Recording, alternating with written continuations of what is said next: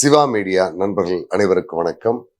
கடந்த வீடியோவில் சத்தியமங்கலம் காட்டுப்பகுதியில் தங்கியிருந்த வீரப்பன் அதிரடிப்படையினுடைய தேடுதல் வேட்டைக்காக பயந்து சில காலம் தலைமறைவா இருக்கணும் அப்படிங்கிற நோக்கத்துல கோவை மாவட்ட காட்டுப்பகுதிக்கு போறாரு.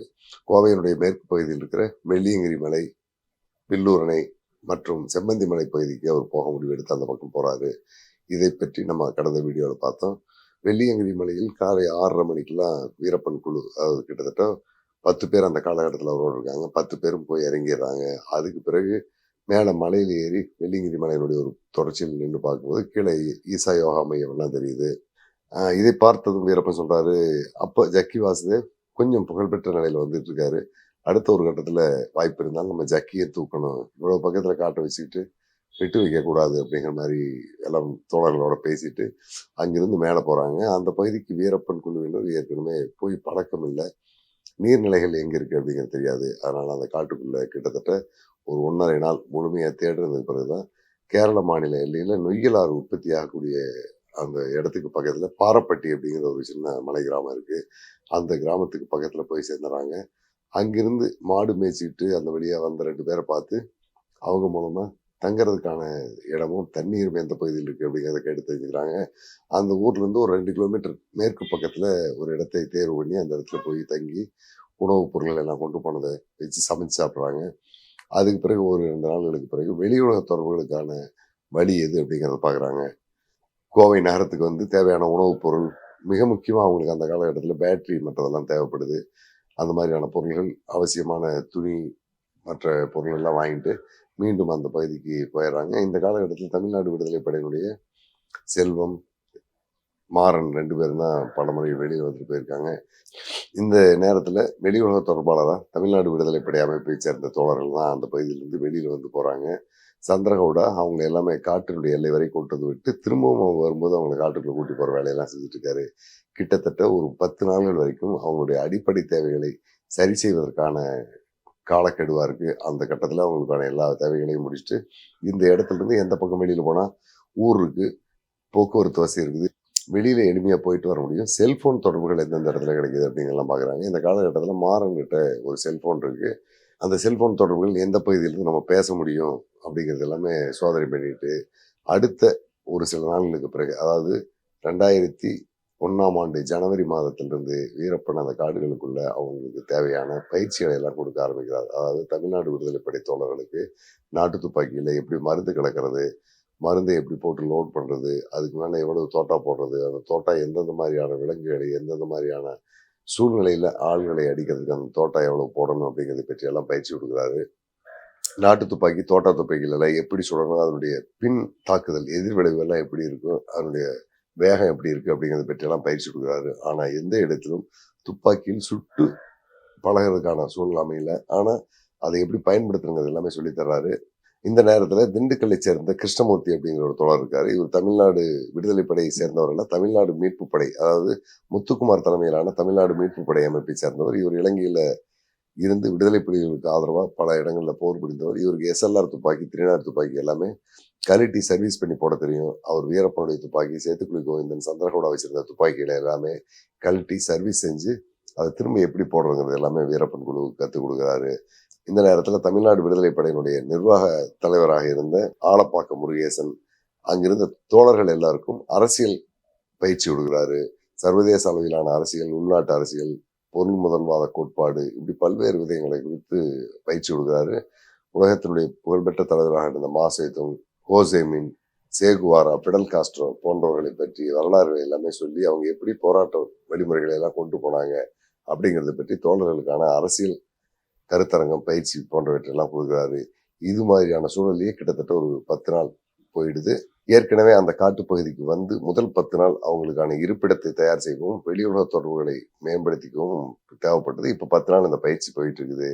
இந்து ஒரு பக்கம் கோவையொட்டி இருக்கிற மேற்கு தொடர்ச்சி மலை காடுகளில் வீரப்பன் குழு தலைமறைவாக தங்கி இருக்கிறாங்க. இந்த நேரத்திலேயே அவினாசிக்கு போயிட்டு அங்கிருந்து வழி தவறி பாண்டிச்சேரிக்கு போன இனியன் என்கின்ற கோவிந்தராஜ் அங்கிருந்த தன்னுடைய ஆதரவாளர் ஒருத்தருடைய பாதுகாப்புல தங்குறாரு. இந்த இனியன் என்கின்ற கோவிந்தராஜை பற்றி நம்ம ஒரு செய்தியை முதல்ல சொல்லணும். இவர் தான் ராஜகுமார் கடத்தப்பட்ட நேரத்தில் என்னை காட்டுக்குள்ள கூட்டி போறதுக்கான வெளியுலக தொடர்பாளரா வீரப்பன் குழுவினரால் வெளியில அனுப்பப்பட்டவர். அப்பப்போ வந்துட்டு என்னை பார்த்து கூட்டு போவாரு. உலகத்திலேயே தன்னை விடவும் புத்திசாலி யாரும் இல்லை அப்படிங்கிற அளவிலான மனநிலை உள்ளவர். ஆனா அதுக்கான கொஞ்சமும் பொருத்தம் இல்லாத ஒரு நபர். குறிப்பா எந்த வழியா எங்க போகணும் அப்படிங்கிறது அவருக்கும் தெரியாது. அதை நமக்கும் சொல்ல மாட்டாரு. ஏதாவது ஒரு இடத்துல முட்டுச்சந்தில கொண்டு போய் நம்மளை விட்டதுக்கு பிறகுதான் நமக்கு அந்த வழியை சொல்லுவாரு. இப்படி பல சம்பவங்கள் நடந்திருக்குது. இவர் ரொம்பவும் பக்குவப்பட்ட, எந்த உண்மையுமே இவர்கிட்ட இருந்து வெளியில வாங்க முடியாது அப்படிங்கிற ரகசியம் காக்கக்கூடிய ஒரு நபர் மாதிரி செய்வாரோ தவிர, ஆனா ரகசியத்தை வச்சிருக்க தெரியாது. எல்லாத்தையும் வெளியில வாந்தி எடுக்கக்கூடிய நபர் தான். இந்த நபர் தான் பாண்டிச்சேரிக்கு போயிட்டு அங்க அவருடைய ஆதரவாளர் ஒருத்தருடைய வீட்டுல தங்கியிருக்காரு. ஒரு வாரத்துக்கு பிறகு அங்கிருந்து வெளியுலக தொடர்பாளராக இருக்கக்கூடிய ஒரு நபரை பார்க்க போறார். தமிழ்நாடு விடுதலைப் படை அமைப்பினுடைய வெளியுலக தொடர்பாளராக, அதாவது அந்த அமைப்பினுடைய பொறுப்பாளர்கள் பல்வேறு தளங்களில் நின்று வேலை செஞ்சுட்டு இருக்காங்க. அப்படிப்பட்ட ஒரு நபர் சிதம்பரம் அண்ணாமலை நகர்ல குடியிருக்காரு. இவர் அங்க இருக்கிற ஒரு பள்ளி ஆசிரியராகவும் பணியாற்றியிருக்காரு. இவர் தான் விடுதலை படையினுடைய வெளியுலக தொடர்பாளர். இவர்கிட்ட தான் எல்லாருடைய தொடர்பும் எங்க இருக்காங்க என்னங்கிற தகவல் எல்லாமே வந்து போகும். அப்படிப்பட்ட ஒருத்தரை சந்திக்கிறதுக்காக சிதம்பரம் அண்ணாமலை நகருக்கு போறாரு. இந்த நபர் தமிழ்நாடு விடுதலை படையோட தொடர்பு இருக்காருங்கிற முழு சரித்திரத்தையும் ஏற்கனவே தமிழ்நாடு கியூ பிரான்ச் போலீஸ் எடுத்து வச்சிருக்காங்க. அந்த நபரை கண்காணிக்கின்ற பொறுப்பை தஞ்சையை சேர்ந்த டெல்டா போர்ஸ் டீமுடைய ஆய்வாளராக இருந்த ராஜேந்திரன் கண்காணிச்சு வர்றாரு. இவரு கியூ பிரான்ச்ல மிக குறிப்பிடத்தக்க ஒரு காவல்துறை ஆய்வாளராக இருந்தவர். இவருடைய டீம் தான் அண்ணாமலை நகர்ல இந்த இனியன் என்கின்ற கோவிந்தராஜ் சந்திக்க போன அந்த நபரை கண்காணிச்சிட்டு இருக்காங்க. இவர் எப்படி போலீஸுடைய கண்காணிப்பு வலயத்துக்குள்ள வந்தாங்கிறது ஒரு கேள்விக்குறி உங்களுக்கு வரலாம்.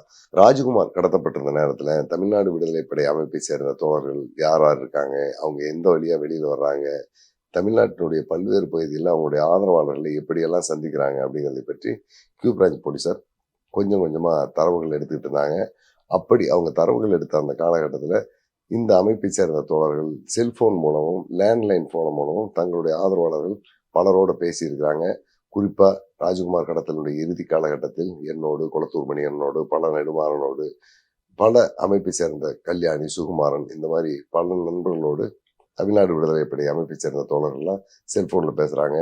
இந்த ஒரு தகவல் போதும் அவங்களுக்கு. அதாவது யாரோ ஒருத்தருடைய செல்போன் எண்ணை தூக்கிட்டாங்கன்னா போதும், அதுல இருந்து அடுத்தடுத்த எண்களை தூக்கிடலாம்.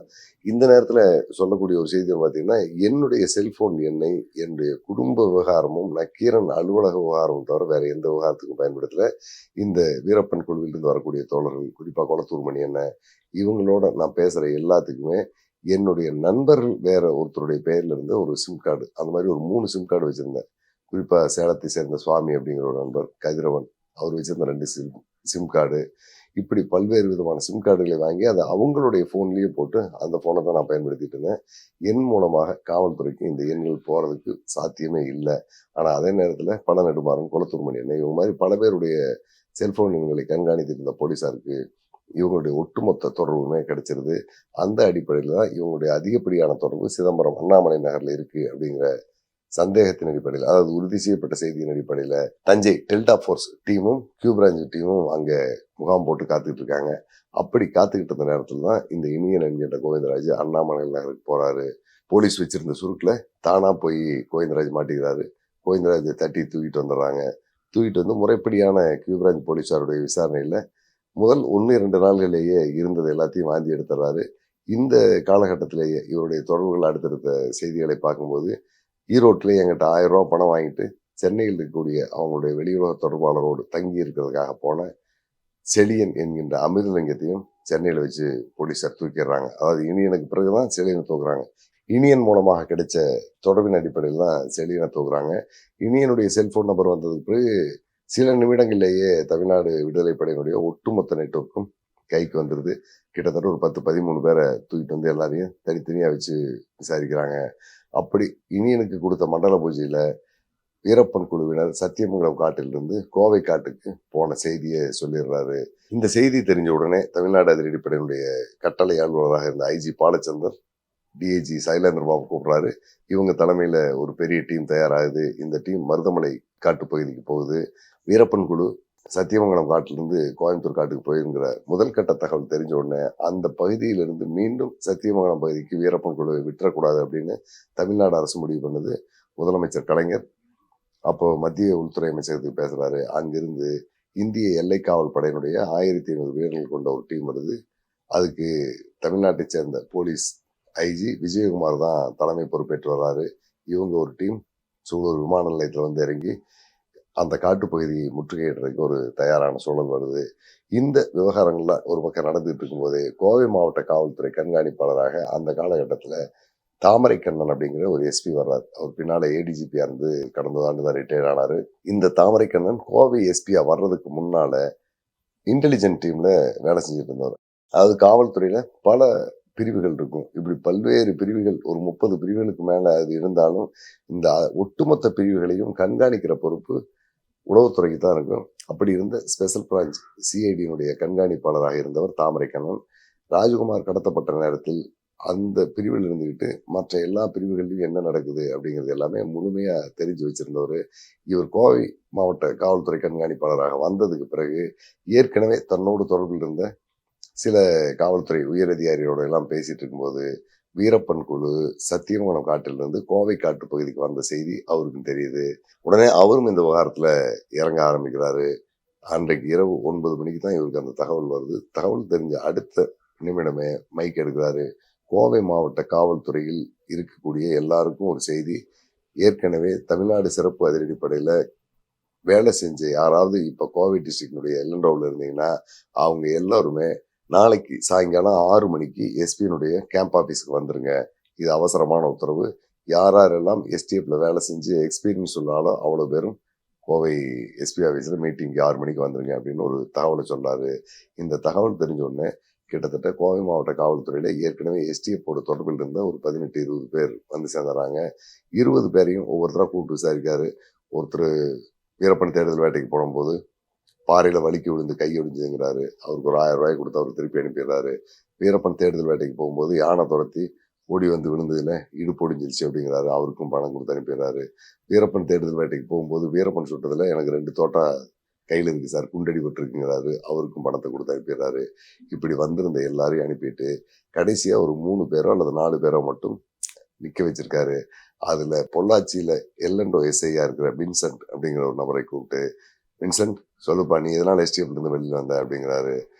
தாமரைக்கண்ணனுக்கு முன்னால நின்று ஒரு சல்யூட் அடிச்சுட்டு 1996 பேட்ச்ல எஸ்ஐ செலக்ஷன் வந்தேன் சார். எனக்கு first posting probation period Masinagudi station தான் போட்டாங்க. மசினகுடி ஸ்டேஷன்ல நான் வேலை பார்த்துட்டு இருக்கும்போதே வீரப்பன் தேடுதல் வேட்டையில எஸ்டிஎஃபோட என்னுடைய டீம் பேட்ச்மேன் பசங்களோட நான் கோம்பிங் ஆப்ரேஷன் போயிருக்கேன். அடுத்து ஒரே ஆண்டுல ஏடிஎஸ்பி அசோக்குமார் என்ன எஸ்டிஎஃப்க்கு வான்னு கூப்பிட்டாரு. 98 2000 வரைக்கும் நான் எஸ்டிஎஃப்ல தான் இருந்தேன். ராஜ்குமார் கடத்தப்பட்ட போது கல்மண்டிபுரம் காட்டுல வீரப்பன் குழு தங்கி இருக்குன்னு தகவல் தெரிஞ்சது. நானும் என்னுடைய டீம்ல இருந்த கான்ஸ்டபிள் சுப்பிரமணியம் 2 பேரும் மாறு வேடத்துல அந்த பகுதிக்கு போனோம். அந்த பகுதியில வீரப்பன் குழு ராஜ்குமாரை கடத்தி வச்சிருக்கிற இடத்த பார்த்துட்டு திரும்ப வந்து உயரதிகாரிகளுக்கு நாங்கள் தகவல் சொன்னோம்.